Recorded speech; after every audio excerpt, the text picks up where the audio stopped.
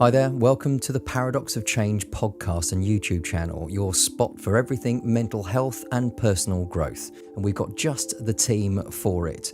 We have a relationship and sex therapist with all the juicy insights as you would expect, a personal life coach to help us level up, and me, a therapist focused on one-to-one support. With over 30 years of combined know-how, we're all about mixing things up a little bit, from chatting with entrepreneurs about their mental health to digging a little deeper with practitioners about how they do their thing, plus interviewing ex-clients with real-world stories.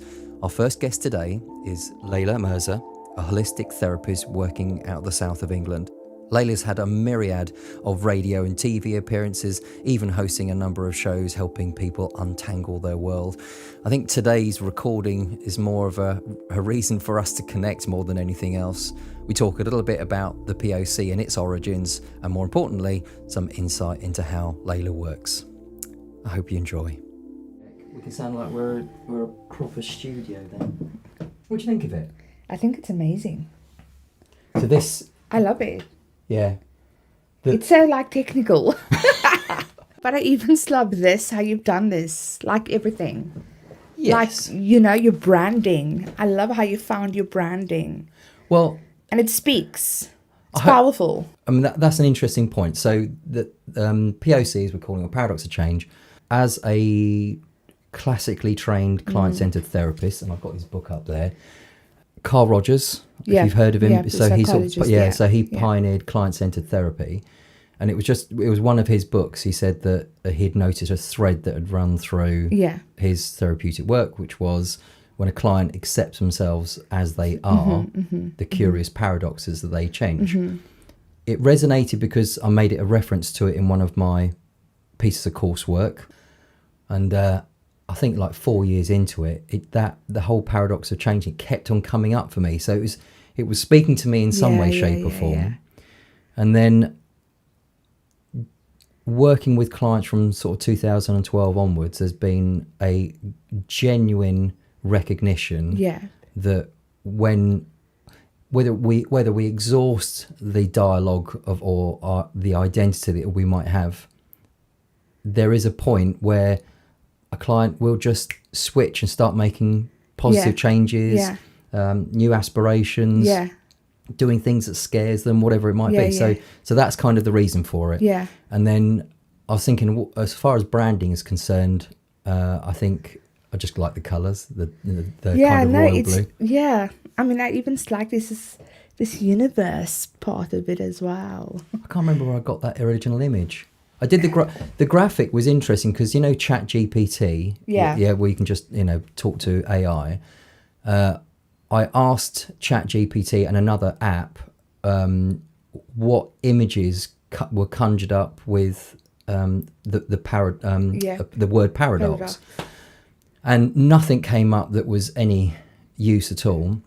And then whilst doing a bit of a Google search, I can't remember the artists, but it's the infinite stairs, those pictures that can be upside down, and that's what came up with the paradox. And I was thinking about that kind of evolution of going around and around, sort of accepting ourselves as we are. Oh wow! I worked that's quite deep. Thanks. I love it. So that's where it came from. Yeah, I love it. Very good. There might be some tweaks to it, but certainly for the meantime and where we are at the moment, as I say, there's 3 of us in this, so... Wow. We like it. You should just trust this process. This is just a start. Yeah. Well, you'll have to be a permanent guest a few times a year.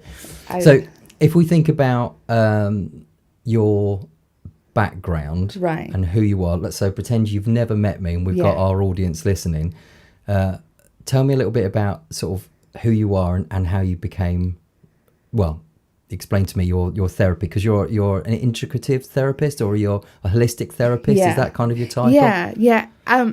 And the reason why I call myself a holistic therapist, it's because I want to remove myself away from just being perhaps a child therapist, You know, as I may have said to you before, that therapy is such a big word. And holistic to me means working on mind, body, and soul.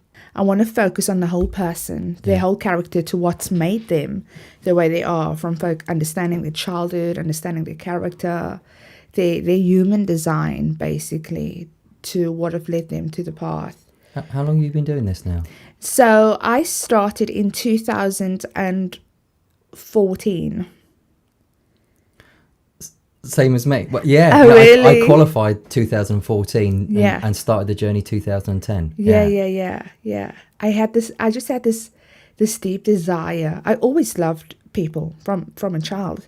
You know, I was what they call like an empath, you know. Yeah. I was quite empathic. When people would speak, I'd always look at them on a deeper level, trying to understand them, you know. So I loved working with people. And it was until 2014 something clicked and said, you know, you need to help people. You need to get to work with people, to understand people on a deep layer. Well, what did you notice then in you that you thought that there is more to this than just like, yeah, so you've got a natural gift, Yeah. you connect with people, but Yeah. what was like that? What instigated that I can do more? You know, because I think as a child, Yeah. I was searching for someone.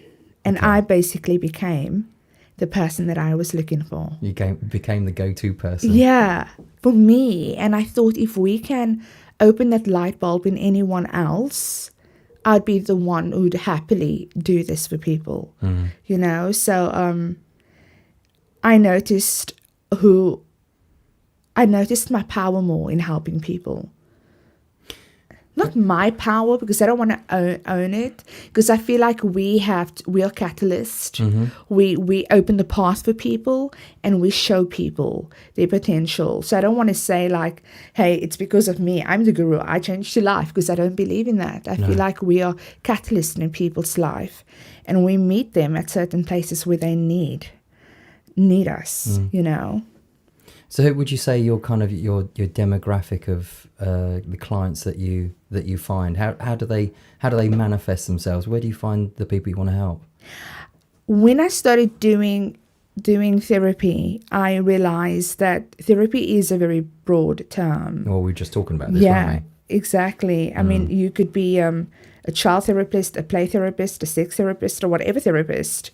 So I needed to understand who do I really truly resonate with and why? And that became my messaging. Yeah. So the people that I truly resonate with is people who's gone through trauma. Yeah. Or people who perceive themselves as a trauma, because our sense of perception are all different. You know, that 69 thing, the way you see 69 may be 96, I may see it as 69. So that's how I started defining my niche with working with people. It's people who's gone through trauma, and mostly people who's gone through abandonment trauma. You must have, so through that journey then you've become, you've got a qualification in hypnotherapy, is that right? Yeah. And you got a therapist as well, and there was something else that was that was the one. Tell me a little bit about this inner child work, because I'll be absolutely frank with you, I don't know much about it, and this is my opportunity to learn. So what is inner child work? Inner child work is when we go back and meet ourselves at that age that we were fragmented at. So we all have an inner child.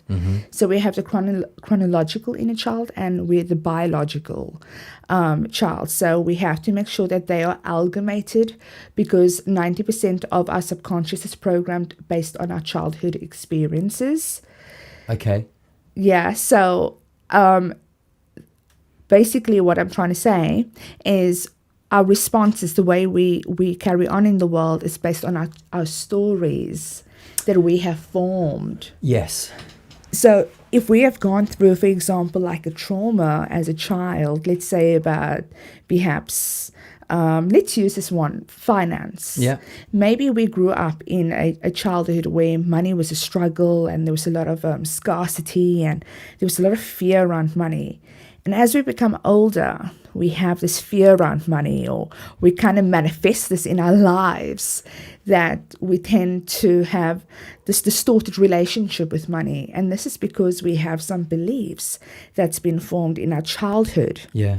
So our stories that we form, or our unhealed parts of us that we formed, are based on our childhood.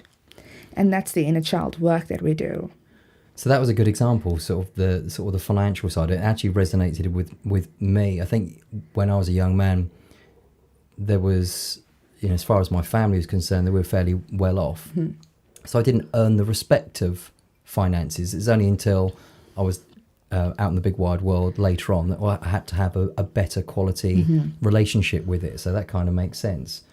But you're talking about any kind of distorted perception of what we think is, it's not for us to say whether it's somebody's reality or not, but it's certainly something that we can see. If it's affecting somebody in a negative way, you can kind of look at that and then kind of calculate where there could be a better relationship with, you said, finances or themselves or family or health or even love, you know, even love. And I think this is one of the big things that I found with working with people, that your love story can sometimes be based on your childhood's perception of love story. Yeah. Because as children, we actually born like a blank canvas.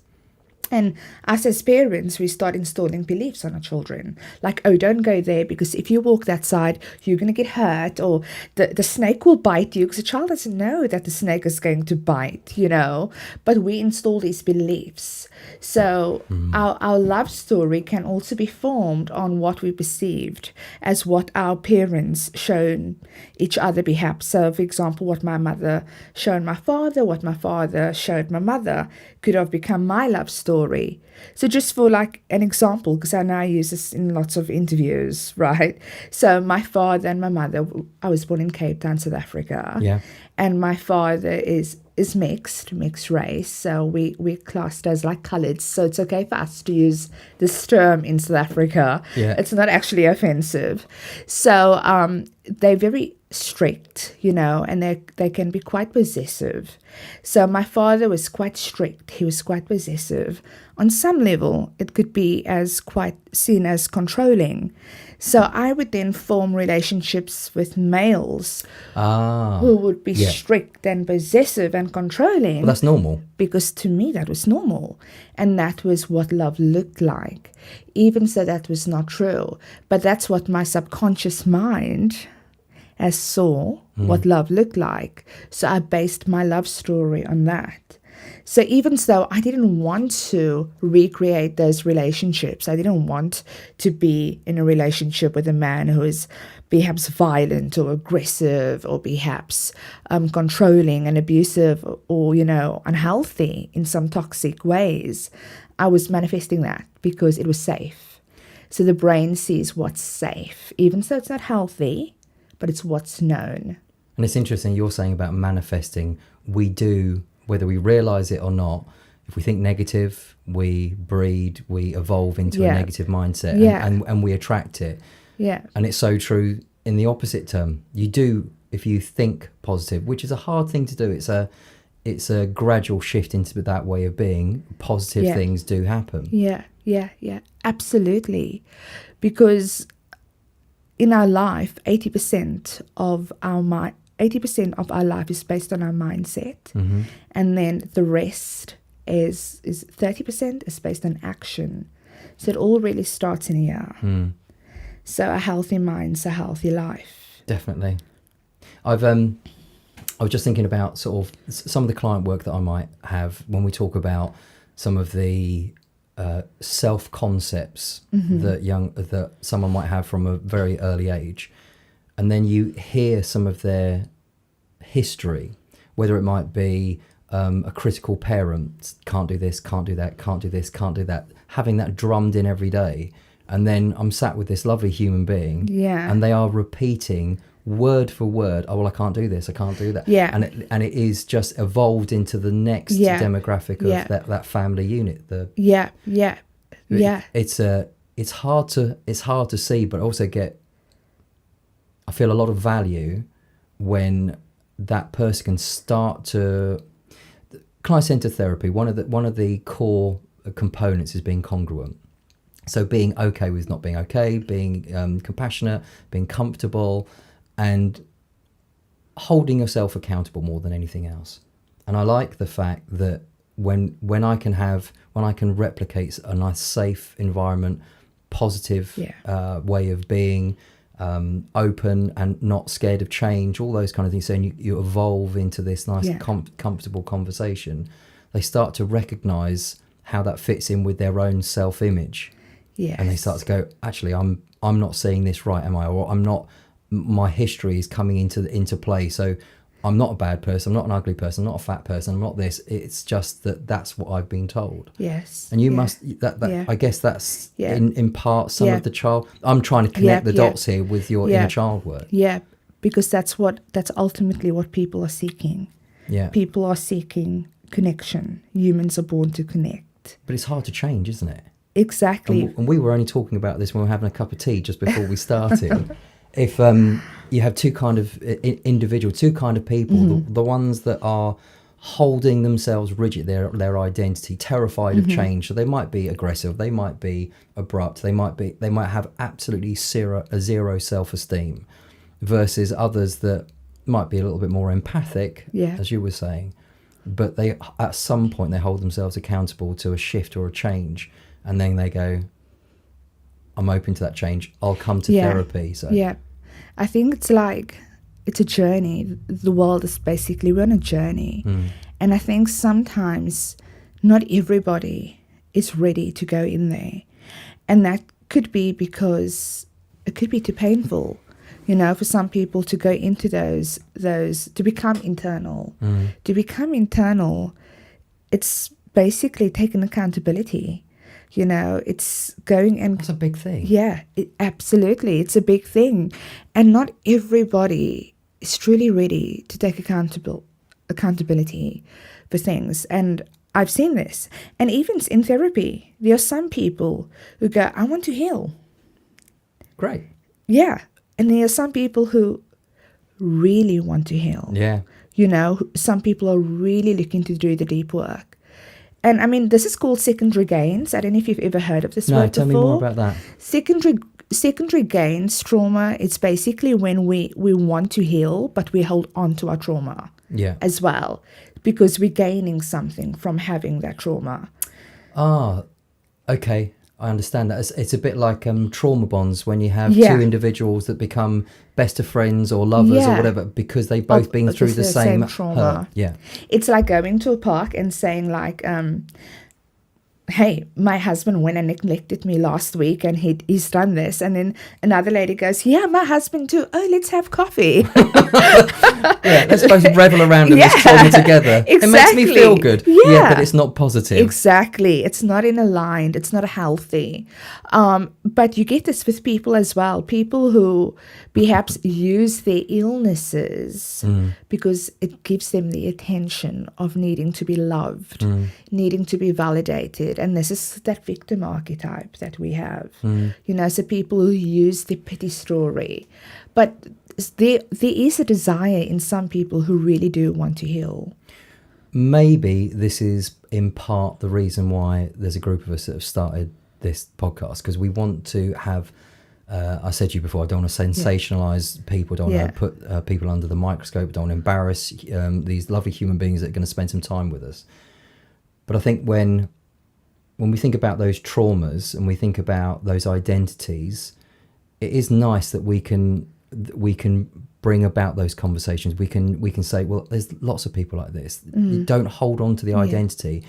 Taking that accountability to then grow is a big step. So I'm hoping that sort of doing these kind of podcasts and having these kind of interviews, it gives, because you're a different modality to me. You're like that holistic therapy. I've got a very sort of niche way of working, but it is good that we have this opportunity to connect with people and give them a bit of insight that they might be trauma bonded to their partner. They might be trauma bonded to a best friend or even a group of individuals, but you can hear them reveling in the identity, in the trauma, in the negative mindset. because somehow it validates them. Yeah.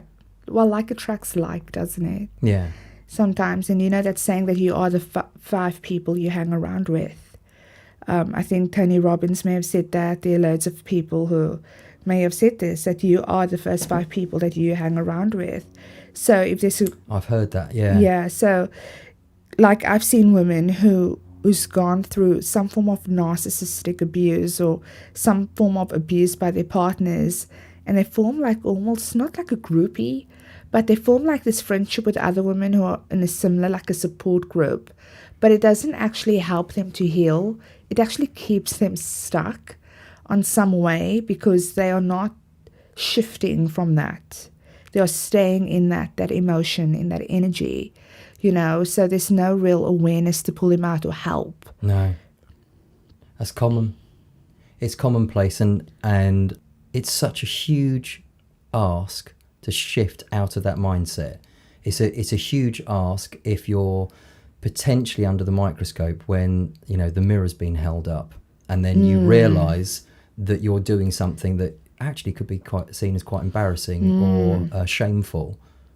I don't know about the work that you do, and you mentioned it sort of, oh, you know, I want to heal, and I was going, yeah, you know, to me that was like I kind of got a sense of what you were saying you want to heal, and then actually going, I need to change because of I'm going for these type of relationships. I'm recognising the pattern. When you're at that point, then you're open to change, and you must see that as well. Yeah. I actually think that is a really brave thing for someone to do. Yeah. And I actually think that's really beautiful as well. If someone comes to me and says to me, look, I need to heal because I'm attracting these relationships. It's that accountability, the ownership. Yeah, that for me, I mean, I get goosebumps because, I keep moving your mic. That's all right. I get goosebumps because I'm someone who's quite positive, and I love empowering people in therapy as well, giving people back their power. I love that. It's passionate, it's sexy, it's everything to me. It's like the new version of, you know, it's just so nice. You have the power. You should walk this earth like you were made to, you know, and that's what I love to do. So when someone comes to me and say, look, I really just want to form a functional, healthy relationship. I want to stop attracting this. I want to be free. That shows me that they are ready to take accountability. And I can resonate with that. You know, I can say, look, at some points in my life, I looked at my life and go, hold on, this needs to change. And the only person who's going to change it is me. Yeah. It's not the type of man, I'm not going to wait for Prince Charming to come. I'm going to find myself so I'm available for Prince Charming to come. Attract Prince Charming. I'm going to attract Prince Charming because I'm going to do the work and make myself ready. How do you think this is kind of playing into our social structure at the moment? Because I don't know if this is the same concept as you, but this is social media and Instagram, Facebook, TikTok, which gives me shivers, but I understand it's got a place. But I'm getting a sense of our society is degrading at a fairly alarming rate. That whole external validation for social media, and I don't know if we're being affected a little bit by the US, but it does seem that no one is holding themselves accountable for their behaviour, for the way they think, how they treat people. People are being used more. Are you seeing the same sort of trend? Do you get the same sort of feelings? Yeah, I do. I also feel like it's not really authentic. I think it depends on obviously what you filtered to be watching. Like sometimes we're being fed artificial intelligence, aren't we? So the algorithms. Exactly. But for example, I have children. So if my daughter is watching girls who are doing stuff to them and constantly that's what she's going to be getting, and that's going to feed into her, and she's going to look at herself as a product of the society where she's at. She's going to try to blend. So it's very important for me, and I feel it's very imperative for us as parents to lead our children into understanding self-love, self-worth, to understanding what a healthy human looks like. I love that, and I'll tell you the reason why. We were talking 10, 15 minutes ago about sort of the childhood and the inner child work, and I was just sort of connecting the dots. We have, and I think this is probably, I'll come back to this, we have an obligation to look after ourselves, to be the roadmap for our children. So if we tell our kids what to do, it has no impact to showing our kids in comparison what to do. It's completely different. So I think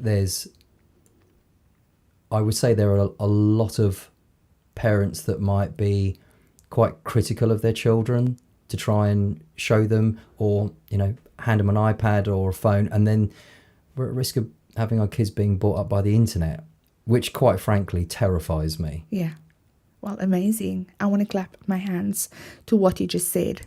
We should take the responsibility, and we should take the lead on how we're raising our children, because we want to raise children as empowered, and especially in this world right now, where we are right now, like everything's so advanced. I'm sure now you have choices that you can make without your parents at a very early age, that you don't really... It's what they're exposed to. Exactly. It's so easy to press a button and then you go down a rabbit hole. And they are not even developed. No. Our children are not fully developed to make these decisions, which is scary.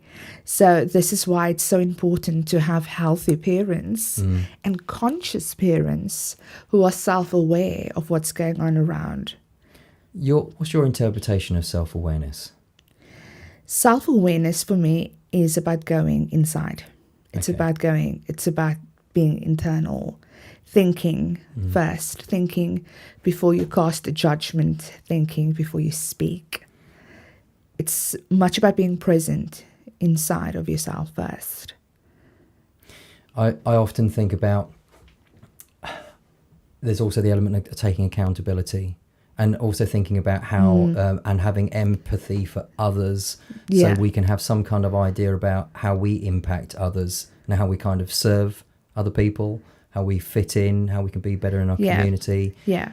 And self-awareness is it's almost having a helicopter view of yourself and being open to any blind spots. And we were talking about this earlier. Yes. I like it when someone close to me, usually has to be close to me because I'm a bit stubborn. But if I've got someone who's close to me and they can say, you did this wrong, you did that badly, here's some tough critique, I love it. And but I think in part it's because I'm sort of fairly comfortable in my own skin.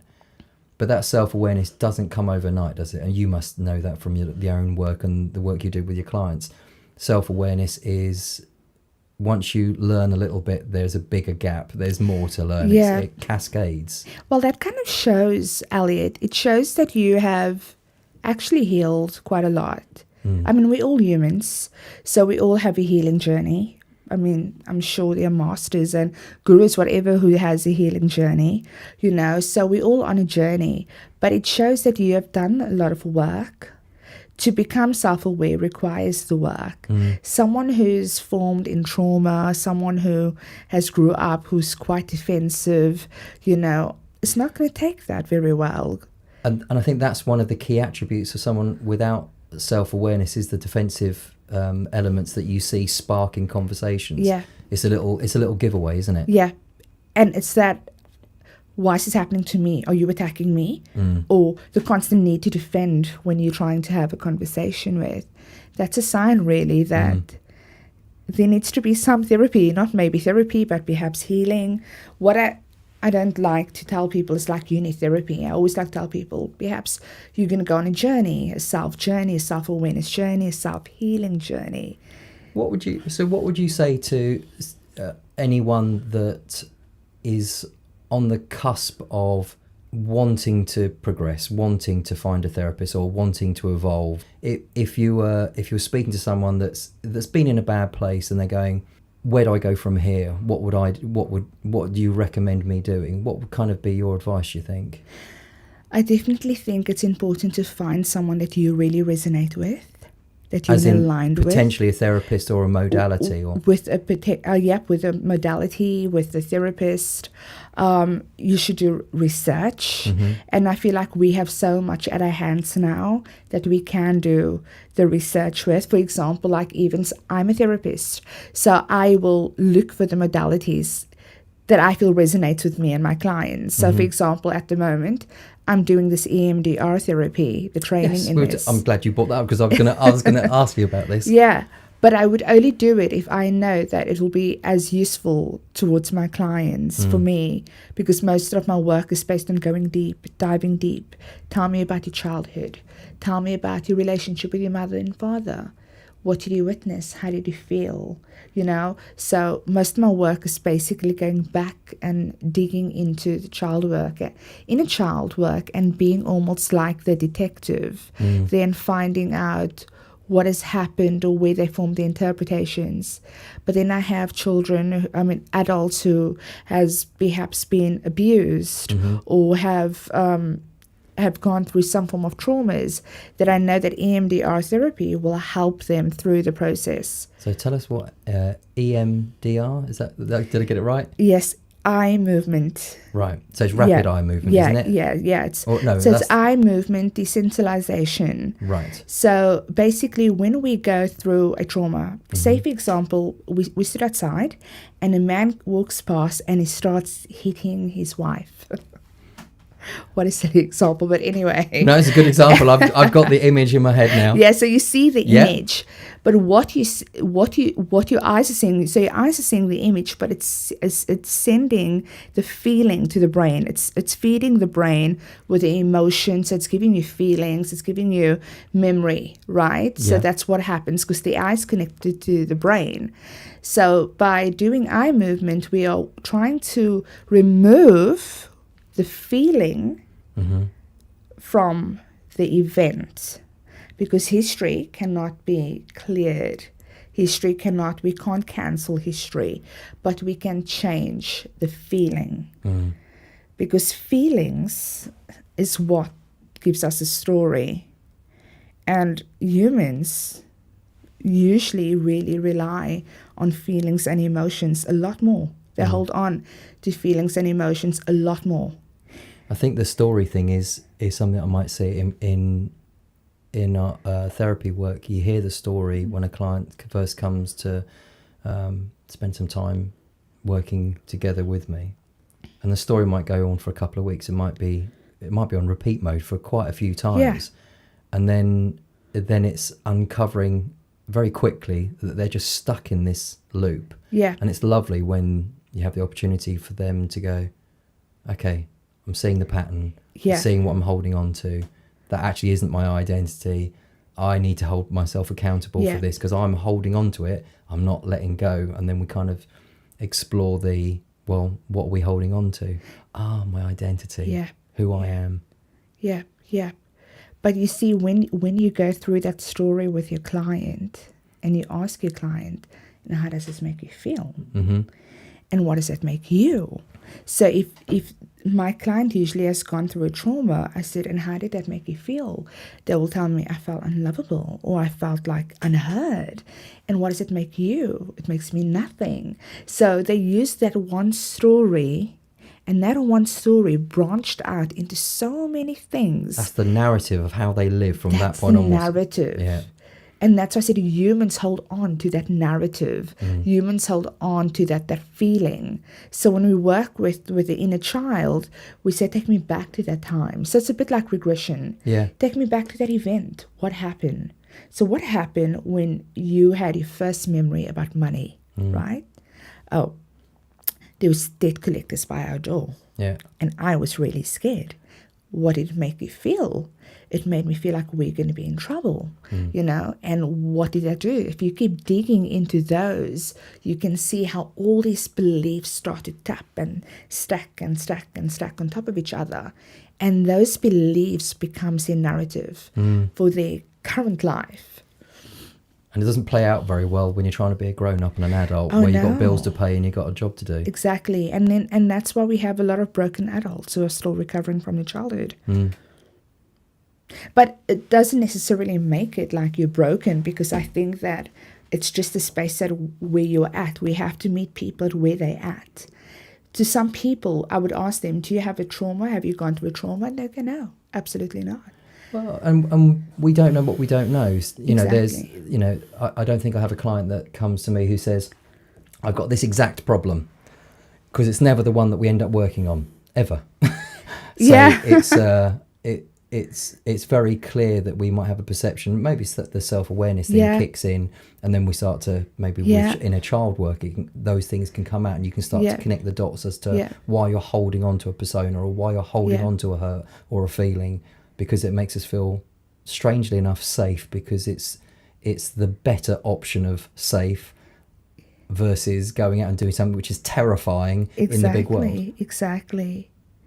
I'm curious, Exactly. how do you look after your mental health? I'm quite self-aware as well. Yeah. I've come to the point that, I mean, you know, I'm 38 now. So I've come to the point that in my life, when I know something's not right, I can go, hold on, I need to check this out. I'm also very careful. So I'm someone who, if I know I've upset someone, or I've done, or I've crossed the line, I need to take a step back, you know. So I need to observe myself. Mm-hmm. You know, I like to observe myself, which could be, perhaps, I'm not sure, if it's a part of my character, my human design. Oh, you are. But I like to make sure that I'm treating people how I want to be treated. Yeah, and I guess if you've done the inner work and you are comfortable in your own skin, and you know you're doing things with good intentions, you got half a chance. Yeah. Yeah. Yeah. So for me, like, when I say something to you, before I say it, I make sure that it's going to come out properly, that you'll be okay with that message inside, you know, that I might not offend you, I might not hurt you by the words that I'm saying, that I'm not projecting as well. Yeah. You know, so it's something, because I'm not being selfish. Yeah, and that's you can hear that in conversations that you might have with clients or friends and family, everyone, but easier. If you can deliver something with kindness at the core, I don't think you can go wrong. It's like I was saying, I like it when I get a close member of the family or friend that is brutal with me. Yeah. I know it comes from a loving space. They only want me to exceed, but there's an undertone of it's for the right cause. Yeah, yeah. So I'm never offended by it. Yeah, but it's also because you deliver your message so compassionately that people are able to receive that so well. I think language is important as well, isn't it? It is. When someone delivers a message, or you need someone to deliver a message, that you can take that. Yeah, so if there's an opportunity to share something, choose your words wisely, because then you've got half a chance that it'll be taken in the manner that it was meant, I guess. Mm-hmm. So with regards to your business and what you do, how what's the best way for someone that's listening to this podcast today? What's the best way to contact you, and what kind of audience do you think you can help? Usually, people will resonate with me, or they will resonate with you. You know, if you watch someone and there's something in the message or their delivery that's just like, oh, I need to research someone. So people usually choose people who they resonate with. That's one thing. But I'm there for people who are stuck in their life, and they are stuck because of patterns. Yeah. And they're not sure where they're at. Maybe it's at crossroads, you're not sure where you're at. And you need to have clarity, because, you know, I believe that it's not time that heals. It's working with the right person that can help you to move on. And people can find me on my website, which is www.Leilah Mirza Coaching and Healing. It's quite long, .com. They can find me there. They can book in a discovery call with me, which is complimentary. And that discovery call is just to see if we are a fit, if they feel they resonate with me, you know, if they get a feel of understanding how I work. And in that discovery call, I'll usually do what I call like almost a scan. Yeah. And I'll show you, okay, this is where I feel we're at, and this is how we can go forward moving. And that's what I do. Thank you so much for joining me today. Do you think you might come back again? I will definitely. You're doing a great job. You really Thank you, are. sweetheart. We'll see you soon, okay? Thank you so much, Elliot. Firstly, I want to thank Leilah for dropping in and having a chat with us. We do appreciate it. And of course, if you want to get in contact with Leilah, please look at the description below and appropriate links. Remember, personal progress is a continuous journey and every step counts. So if you found value in today's conversation, please give it a thumbs up, subscribe, and feel free to share it with family and friends. Until next time, take care.